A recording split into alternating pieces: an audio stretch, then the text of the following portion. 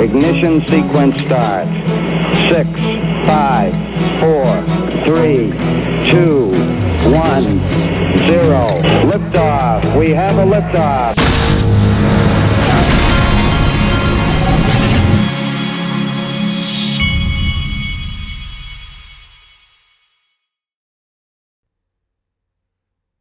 Hey everybody, this is the Digital Asset Investor, and I don't know about all you. I'm recording this on Friday afternoon. I may release it tomorrow morning, but I am tired. I've had a long week, and so I had to go to the doctor yesterday for my AFib, and that's always going to the heart doctor is always a combination of kind of scary to me and just depressing, the idea that I'm having to go to the heart doctor at all. But anyway, let's get this party started. This is from Mr. Suggs. I guess that's how you say that. He says, remember when I said nothing happens in September, everything starts in October? Well, what's happened? CNN, Fox, Econ Club of New York, where the world elite are, Fortune, Anthony Pompliano, BitPay, Spring, XRP stablecoin, liquidity crisis, XRP Binance, XRP has the attention of the world in the first week, I guess, of October, yeah. So, yeah, he's right. A lot of stuff has happened here in this first week. There's no denying that. Okay, so Green Eggs and Ham. This is Sam I Am, who you should definitely follow at Ham, Eggs, and Sam. And then also To the Lifeboats on YouTube. He's got a great YouTube channel. He was tweeting me in regards to this was he says it's no conspiracy. Below is something I was told a while back that I found very surprising. For whatever reason, J.P. Morgan has not been a part of Ripple's narrative to date. This was a hint, and this was that short. I was laughing about how there's going to be all kinds of conspiracy theories come out of this.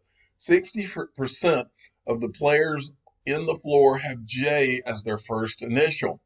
And then this was what, then this guy says, second time you showed a Chase sponsored scoreboard.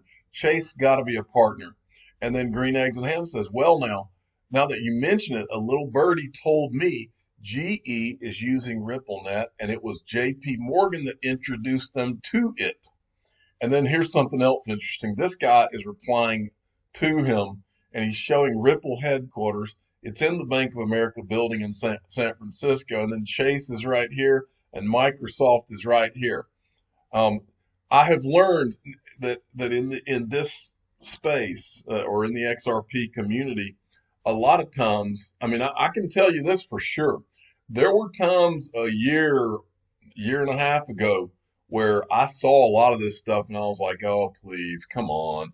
And some of it was from Sam I Am. Some of it was like Love for Crypto. I've talked about him recently. There was sometimes back when I first saw a lot of these things where they're tying things together and all, where I was just kind of shaking my head and I was kind of like, come on, man. But these people, and that includes Sam I Am, and it includes Love for Crypto, and a lot of other people that I'm not thinking about right off the top of my head. But there's a lot of them that have been right about a lot of things that they dug deep when none of us had dug deep. And so I give full credit to these guys. And I am literally blown away by how right some of these guys were. And I'm blown away by how much really is going on with Ripple and with XRP. And so I give them full credit where credit's due. Okay. Sergeant Obi-Wan at Sergeant Obi-Wan sent me this. This is from Liz Clayman, who's the Fox business lady that interviewed Brad Garlinghouse the other day. Breaking. Another internet giant just exited Facebook's Libra cryptocurrency project. I'll get you the scoop in 1 minute. Tune in for that and this massive bull run. Now, the internet giant that just exited is eBay. And then eBay, PayPal exited a day or two ago. We covered that. And now eBay is leaving Libra. And what all of them are finding out is if you don't go to the regulators ahead of time, it's not going to work out for you. I think that's the message. Now, if you're Bitcom, Apparently, you don't have to do any of that. You're just automatically declared not a security. Or Ethereum, you don't have to do any of that. You just declared not a security, and that's that. Okay, Chinu Patel at Chinu Patel 29. This was a tweet from Stephen Bull from the DUP at DUP's SANH. He's an expert at finding these 1 to 2 minute videos for us. XRP Community is the most active and passionate group of people. This is Yanni Asi, I guess is how you say that, Asi. He's the eToro CEO, and he's, I guess, at some blockchain event, EAK Digital, and he said, they asked him kind of, I guess, what is something that amazes you about the blockchain or whatever. And he brought up the XRP community. He's talking about how passionate the XRP community is. Well, I would say this to him. It's a lot easier to be passionate when you know that you're a part of something and you've seen the evidence all around you of just how massive what you're a part of is, instead of when your digital asset, the foundation around it is going bankrupt because of t-shirt sales, or is worrying about, or even is thinking about t-shirt sales. Now, I'm going to say this going forward. If you're invested in a digital asset and the subject of t-shirt sales comes up in any kind of a significant context whatsoever, it's time for you to move on and get into another digital asset. That's just me talking, just my opinion, but I think I'm right on that one. Okay, moving along. Crip Topless had tweeted this out. I thought this was good. It says, no end to QE. The Federal Reserve will purchase Treasury bills at least into the second quarter of next year, 2020. These actions are purely technical measures. Technical measures. He says, my question is, do you think we are stupid? Well, Crip Topless, you are the official Treasury Secretary of the Digital Asset Investor channel. So I don't want to tell you your business, but I will tell you that I know for a fact, since at least 2008 and 2009, when they did all of those bailouts, or 2009, I guess is when they did the bailouts, I know for a fact they have thought that we were stupid from that time until now. So moving forward, I'm pretty sure they don't just think we're stupid, but they are spiteful of us. They think we're gum on the bottom of their shoe is what they really think. So it's just, the whole thing is disgusting. What they're doing is disgusting. It's shameful. Okay, now for the smartest person in traditional media, Julia Chatterley, she did something genius that I haven't seen a traditional media outlet do. She put the hashtag XRP on the end of her little clip that she posted on CNN's Twitter feed, or on her Twitter feed. Value versus utility. Gold has a $9 trillion USD market cap, yet you can fit all mine gold in a 25-meter cube. It's valuable because we say it's valuable. Mike Novogratz, who has all of a sudden popped back up, so he must have something to sell, argues that Bitcoin is the same, but other cryptocurrencies will need to be used, and that will take time. Let's get to Mike Novogratz. He's right here. I'm going to put the old XRP on him because he, as usual, when in this video, remember he's an investor in Ripple. He did not say the word Ripple. She did. He did not say the word Ripple. He did not say the word XRP. Now, one thing that he did say in this video that I think is worthy of note, I've covered an article and a video from back during the 2017 run-up. There was a video of him on CNBC, I believe it was, where he said he was just scratching his head. He just didn't get this XRP thing at all. He didn't understand. He was trying to compare it to the equity in Ripple, knowing that XRP was a utility digital asset. And if utility means anything, it means that its value would not have anything to do with the equity of Ripple. In fact, these are new books being written right now. But in this clip, he says, he acknowledges, now he's changed his tune. Now, utility, if there's utility, yeah, that's going to be a thing, but it's going to be a thing. He says it's going to be a thing down the road once the utility really gets ramped up. Now, that's a little more believable, But what I believe, I've watched a lot of this guy. What I believe more than anything is that he sees this as phases of returns on his investment. I think he sees it as phase one is Bitcoin. We can get some immediate cash there in Bitcoin. And I think phase two of what he believes is XRP. He's probably got all kinds of NDAs. I don't know what his deal is.